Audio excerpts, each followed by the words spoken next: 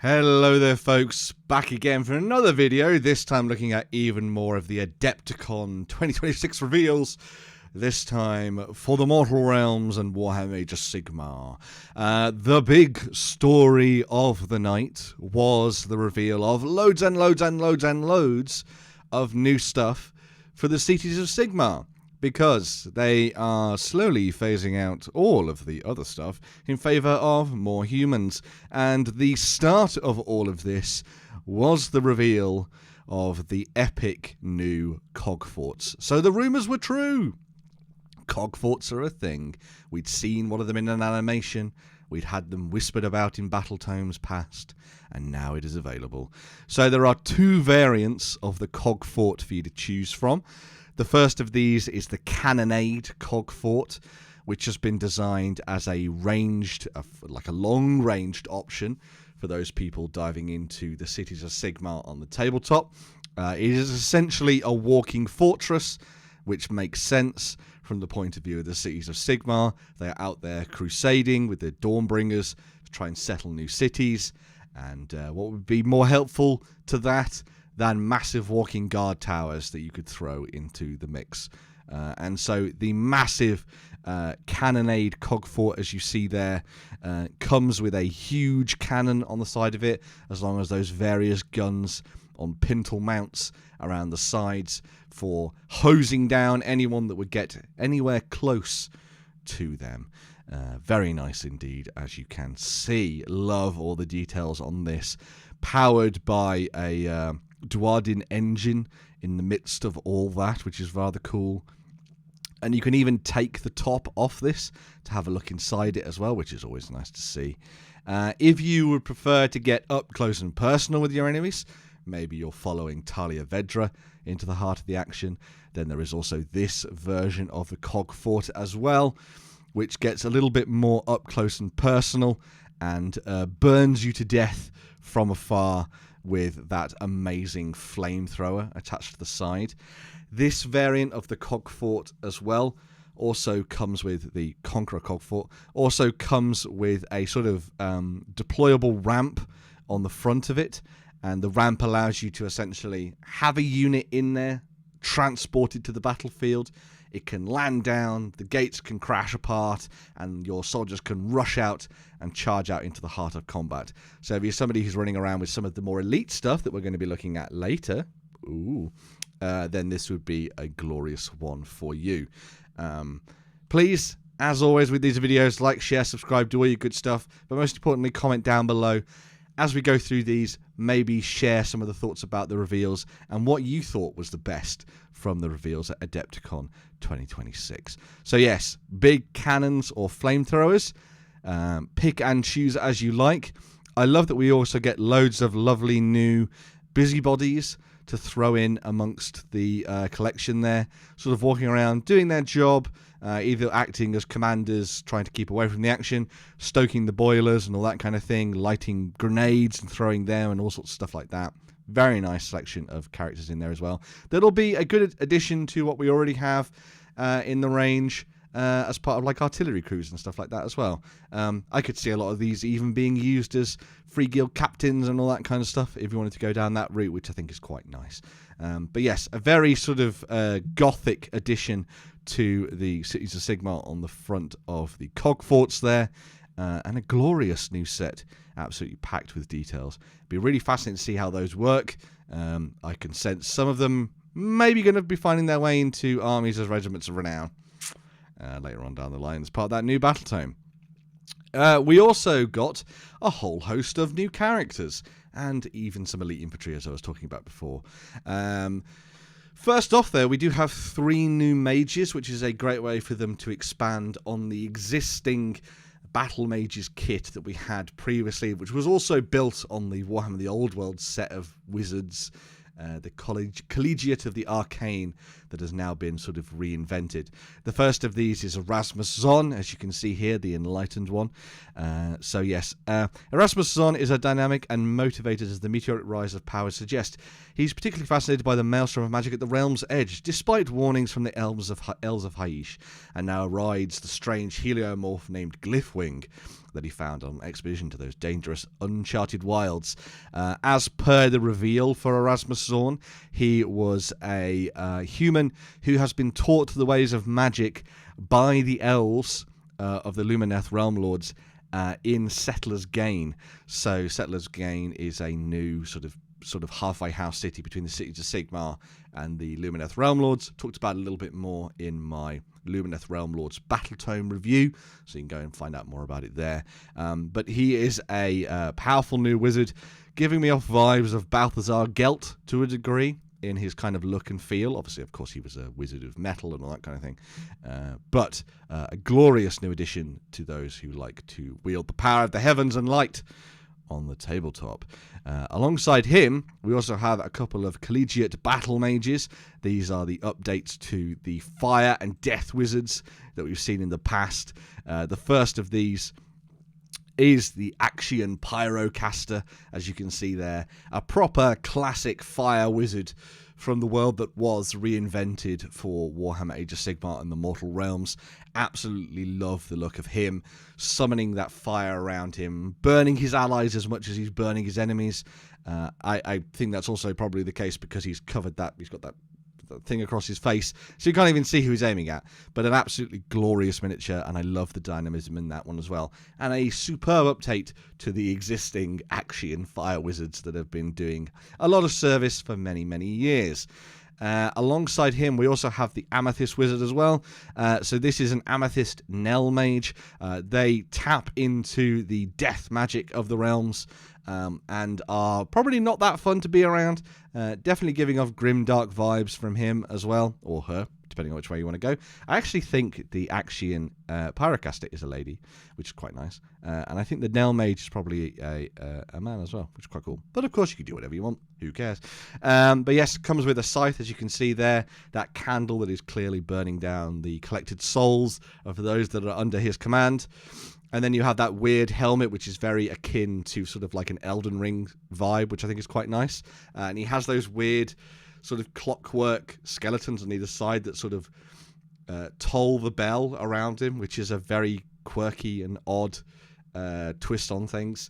And as you can see what happens when you ring the bell in someone's ears constantly on the battlefield. You go a bit doolally, but a very nice miniature for you to have a look at there for the Colleges of Magic and the expanding Cities of Sigmar. Nice to see them finally out, replacing some of the old models.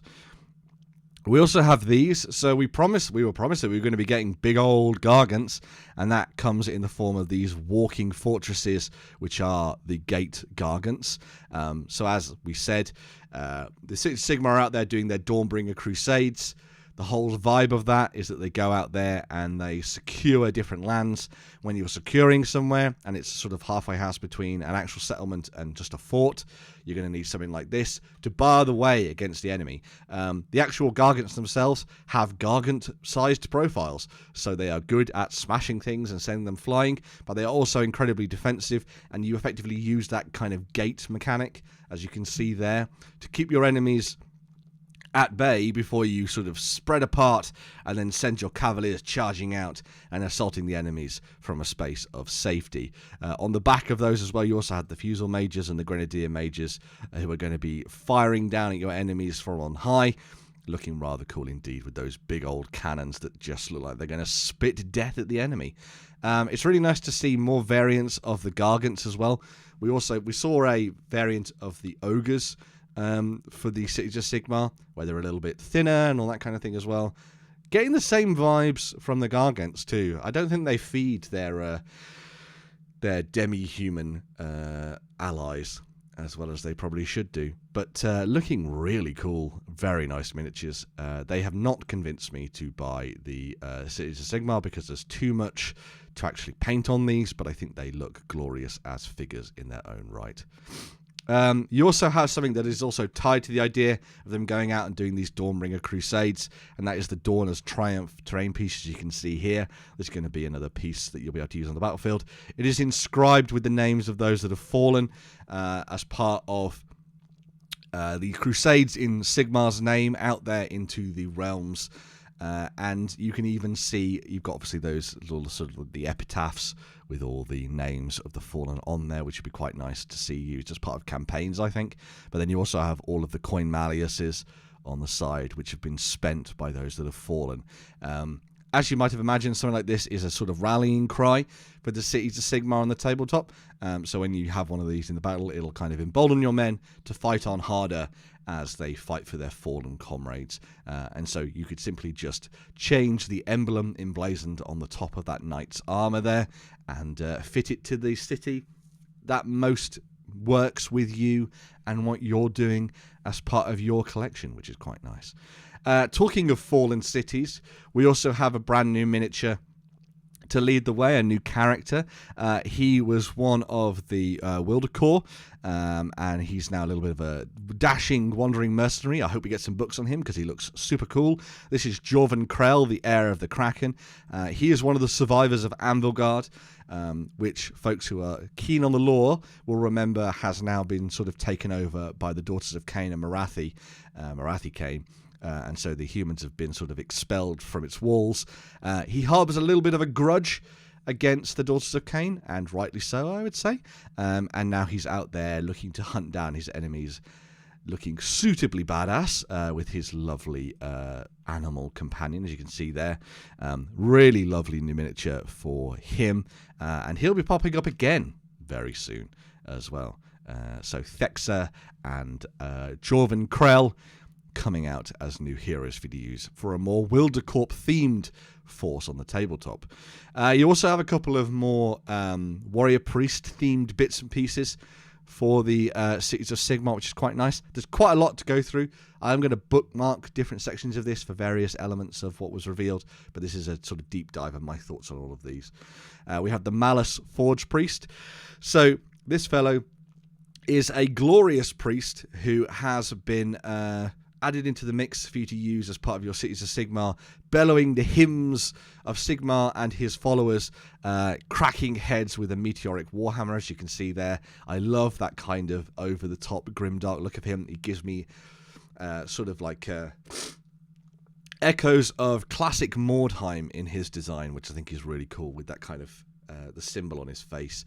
You could see him kicking ass and taking names and then dying in the process as he spouts off half-truths about Sigmar to his enemies.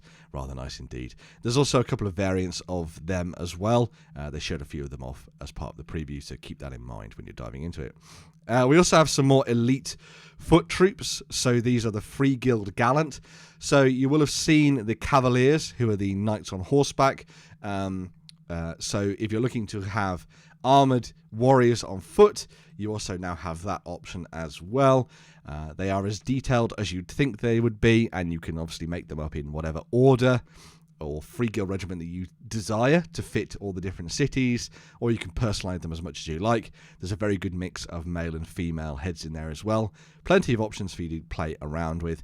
And this kit is also compatible with the Free Guild Cavaliers set as well. So if you want to mix and match the various helmets between them, maybe have variants of the Cavaliers and the Foot Knights, so these Free Guild Gallants, as if you have them on foot and mounted. That could be quite cool to see, actually. So yeah, very nice kit there, and elite troops on foot for you to use in your games.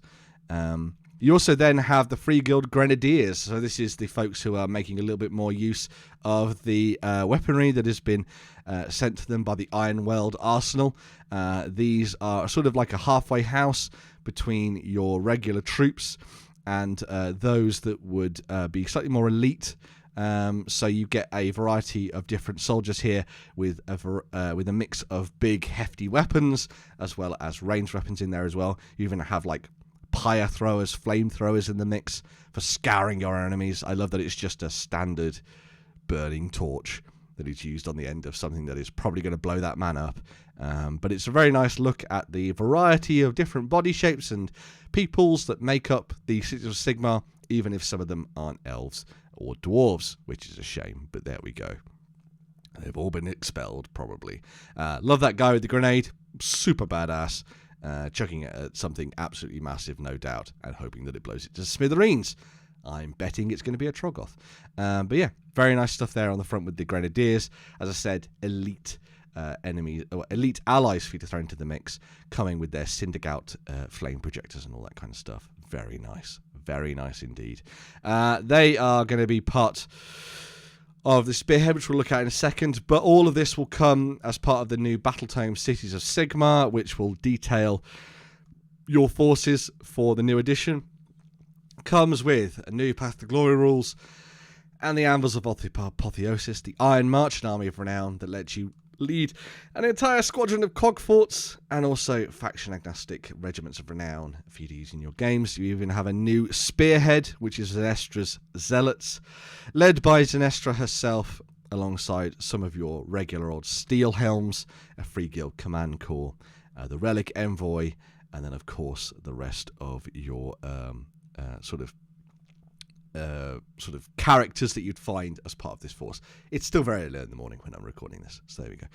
But yeah, nice little set there, slightly more elite than previous Spearheads, but very nice and a good starting point for some people, although it depends whether or not you want to go down the route of Zenestra, I suppose. You also have the Regiment of Renown that was also detailed, which is Vendenst's Hounds. So Galen and Doralia Vendenst are heading out with their Wildercorp Hunters to smash rogue manifestations and monsters from across the realms, particularly in Akshi. So if you are looking to snap them up, I have the miniatures for Galen and Doralia Vendenst already. That's cool. I also have the Wildercorp Hunters because I picked them up for Warcry. So if you already have these in your collection, perfect. Use them alongside your Stormcast Eternals or any other Order force, and you'll be able to throw some elite warriors into the mix for that as well. But yeah, so that's a sort of overview of the main reveals for the Cities of Sigmar. Lots of really cool stuff, all human, as I say. I think my favourite is probably Jorvin Creel, but I also am obviously a massive fan of the big battle mages, and that Cogfort is pretty insanely cool. I can see a lot of people running quite a few of those. It's going to be very interesting to see how that all works in the meta, but nice to see something big for smashing down gods and killing giants.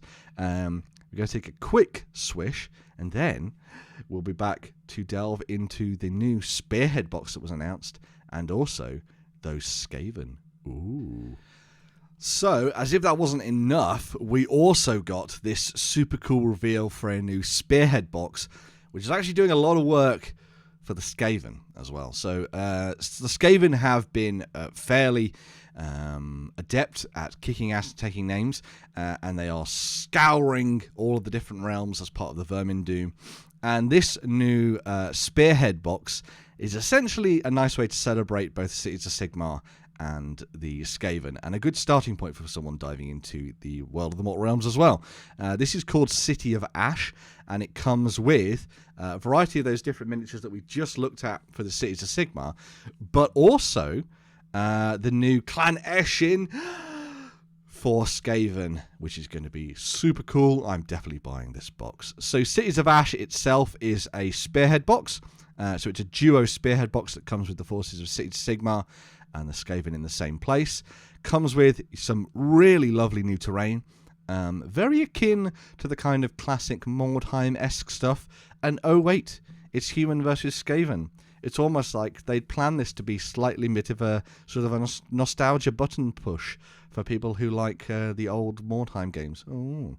But yeah, you get some terrain in the box. You get a double-sided mat which represents Emberguard, and these as part of the Cities of Ash campaign, as well as brand new cards that represent this new area that you're fighting in, giving you different tactics and things like that for you to use in your games of Spearhead. Spearhead's different from regular games of Warhammer Age of Sigmar, in which you still have things like battle tactics and stuff like that, and twists that affect the battlefield and sort of how it's going, but they come as a two-part card. So when you have your hand of cards that has tactics and commands on it, you can essentially use it on your turn to either get more victory points or use it to change the course of battle by using the command to do something fun, which I think is quite nice. So you've got some really nice decisions to be made as part of this Spearhead set, and Spearhead as a game still works really nicely. Make sure to go and give Spearhead a go. It's very, very Moorish. I very much enjoy it. Played it a few times with my wife and really enjoyed it. So yes, leading the way For this set, we have the brand new Skaven, and I'm just going to read through this. So, since the Vermin Dune, many of the Skaven clans have been blessed by the Horned Rats with reinforcements, but Clan Eshin has been conspicuous by its absence. Fortunately, skulking the shadows are making plans to where they excel, and now they are ready to emerge. The bold and vicious Death Master Crixix leads an additional Death Master, 10 Gutter Runners and 10 Night Runners, and a pair of Bomb Rats to hunt their human prey through the streets of Anvilgard. Crixix himself is the brand new Death Master. He is a deadly killer who has revealed his name to his Skaven enemies and allies, and is now out there to cause pain. If you're a fan of the classic Deathmaster Snitch and stuff like that from Warhammer the Old World and Warhammer Fantasy Battles, this guy's very much in that vein, with his rather awesome cloak of magical wickedness and those cruel fell blades, and a really spiky helmet as well. A super badass killer. Very nice indeed. He has single-handedly brought down an arcane silver tower with warpstone bombs while under Bellacor's employ, which is very cool to see indeed. So he's definitely on Bellacor's side, at least for now. Maybe he'll have something to say to Archaon as he slips his blades between the plates of his armor. Ooh. He is also backed up by a selection of elite killers in the form of the likes of the Gutter Runners, as you can see here. A brand new kit that very much matches up to the rumours that we'd heard previously. It's so good to see these finally out, because the Gutter Runners and the Night Runners have been an awful, awful old kit for a very, very long time, based on the original release of Mordheim.